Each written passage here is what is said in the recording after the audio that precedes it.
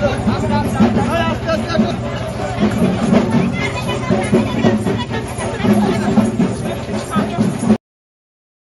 হে বৈশাখ ১৪৩৩ স্লোগানকে সামনে রেখে ঢাকা জেলার সাভার উপজেলার পাথালিয়া ইউনিয়ন পরিষদের উদ্যোগে বর্ণাঢ্য নববর্ষ উদযাপন ও আনন্দ শোভাযাত্রা অনুষ্ঠিত হয়েছে। বিস্তারিত থাকছে সাভার থেকে মাসুদ রানাকে সাথে নিয়ে ফয়জুল ইসলামের প্রতিবেদনে।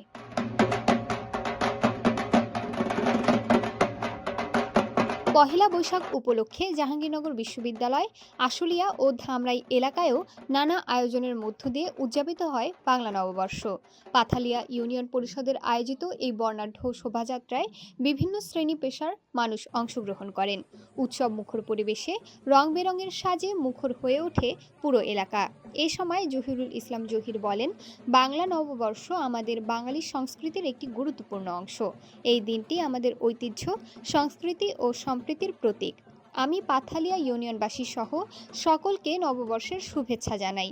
আমরা সবাই মিলে ঐক্যবদ্ধভাবে এই ধরনের সাংস্কৃতিক আয়োজন আরও এগিয়ে নিয়ে যাব এই প্রত্যাশা করছি।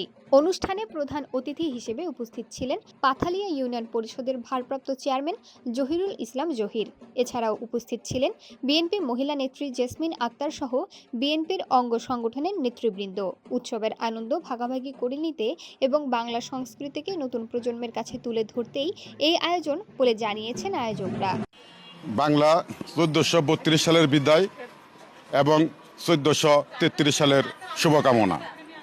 নতুন বছরের সবাইকে পাথালিয়া ইউনিয়নবাসীকে পাথালিয়া ইউনিয়নের পক্ষ থেকে শুভ নববর্ষ।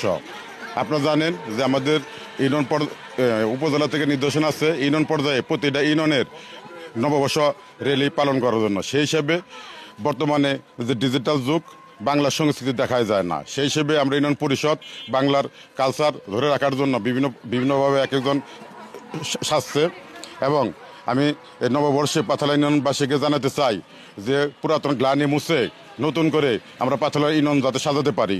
মানে পাথালিয়া সন্ত্রাস, মাদক, চাঁদাবাজ মুক্ত একটা পাথালিয়া ইউনিয়ন গঠন লাগে। আমাদের সারাদিন যে আমরা দেখলে আমরা র্যালি করলাম, বিভিন্ন এখানে নাচ গান বিভিন্ন অনুষ্ঠান হবে এবং পরিশেষে আমাদের এখানে খাবারের ব্যবস্থা আছে। যাই হোক, আমরা একটা দিন সব পরিষদের সবাই মিলে বাঙালি